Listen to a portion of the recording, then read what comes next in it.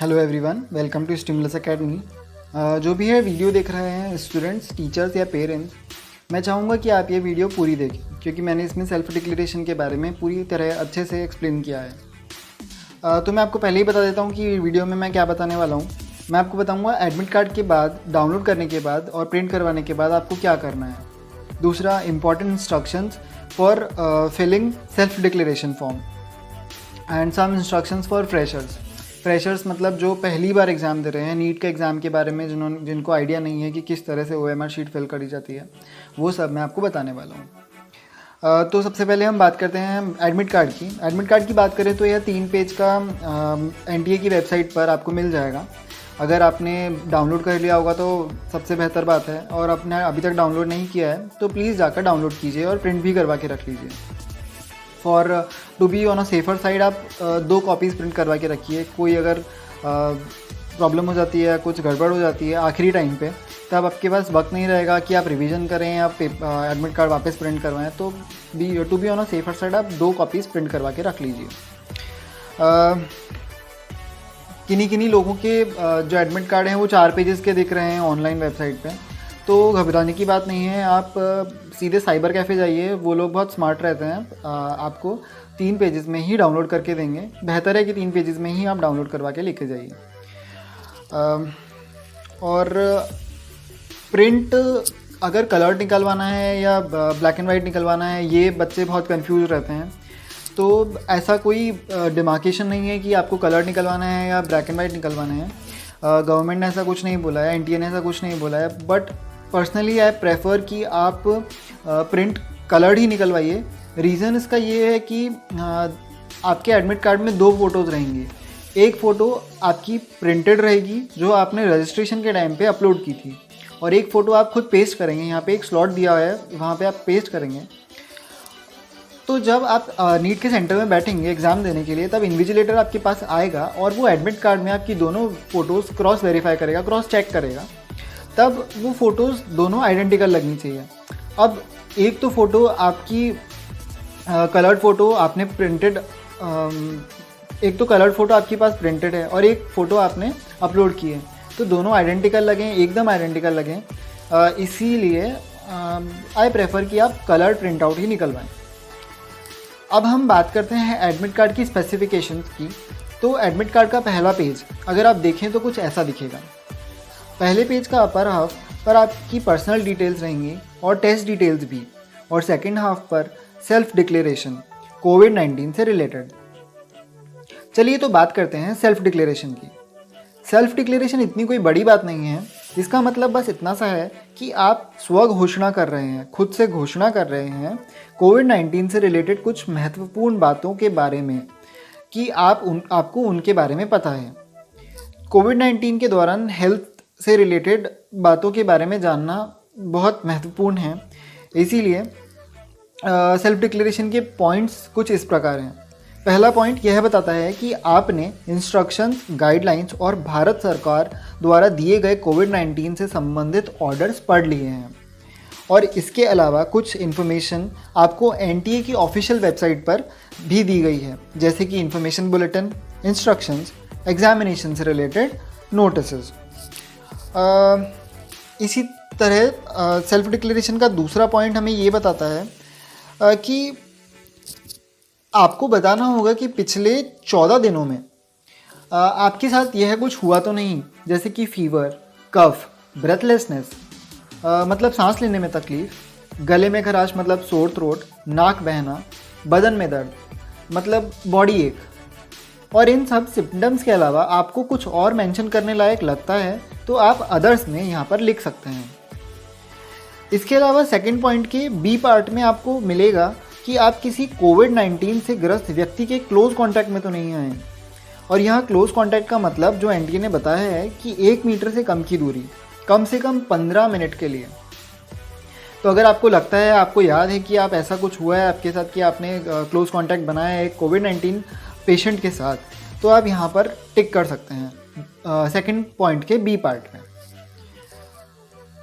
अब second point के C part में दिया गया है कि आप ना तो कोविड-19 के पेशेंट से क्लोज कांटेक्ट में थे और ना ही आप इस वक्त क्वारंटीन में हैं, और अगर ऐसा है तो आप इसके आगे फिर टिक कर सकते हैं। सेकंड पॉइंट के डी पार्ट में आपको बताना होगा कि पिछले 14 दिनों में आपने नीट के सेंटर की सिटी के अलावा कोई और सिटी में ट्रैवल तो नहीं किया है या कोई और कंट्री में ट्रैवल तो नहीं करके आए हैं। अगर किया है तो वहाँ पर टिक कर दीजिए और टेबल में मेंशन भी कर दीजिए। फॉर एग्ज़ाम्पल, आप 5 सितंबर को दिल्ली जाकर आए और 7 तारीख को वापस लौट आए, मतलब 5 तारीख को आप दिल्ली गए और 7 तारीख को आप वापस लौट आए, तो आप यहाँ पर सिटी के आगे तो लिखेंगे दिल्ली और date of return to the centre city यहाँ पर आप लिखेंगे 7 तारीख, जब आप वापस लौट कर आ गए। यहाँ पर ये पॉइंट ख़त्म हो जाता है। और अगर आपने मल्टीपल सिटीज़ में ट्रैवल किया है तो वहाँ पर भी आप और ऐड कर सकते हैं। अब तीसरा पॉइंट यह बताता है कि स्वास्थ्य और समुदाय की भलाई, health and wellness of community, ये जो है ये हमारी पहली प्राथमिकता है, मतलब हमारी फर्स्ट प्रायोरिटी होनी चाहिए। तो इसके लिए अगर आपके सेंटर को लगता है कि आप इन्फेक्टेड हैं या उन्हें अंदेशा होता है तो सेंटर आपको अंदर एंट्री देने से मना भी कर सकता है। सेंटर के पास ऐसा करने का पूरा हक है।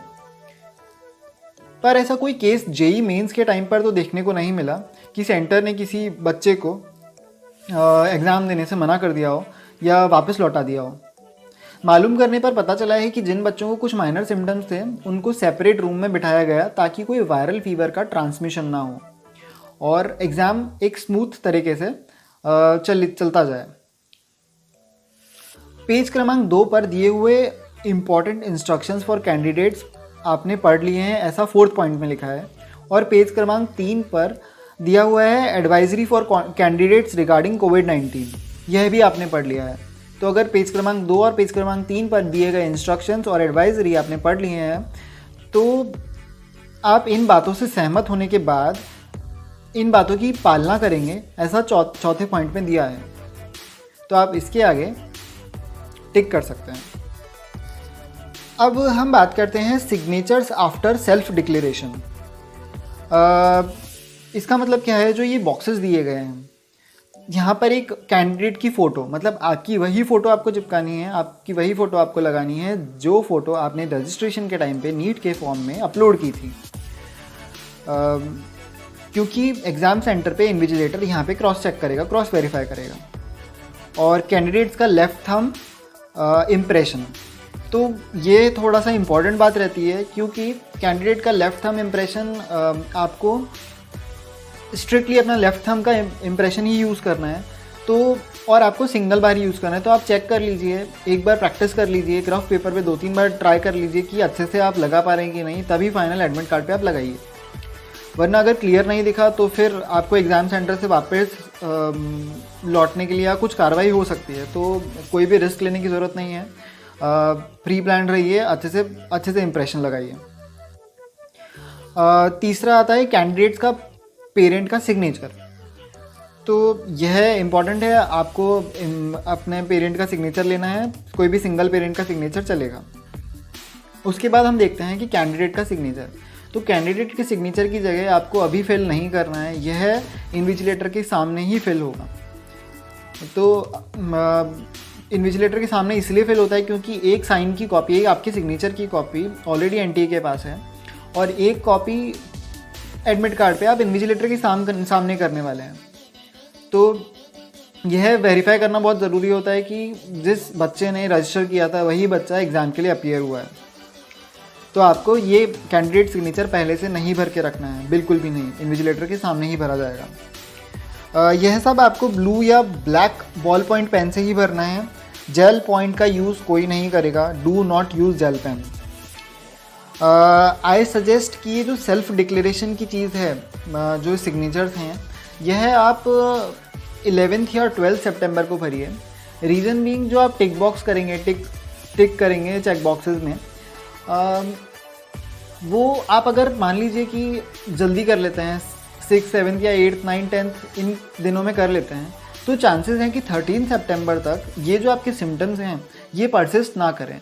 मतलब 13 सितंबर को आपको वो ही सिम्टम्स ना दिखें जो आप 6th 7th 8th 9th 10th में आप देख चुके हैं।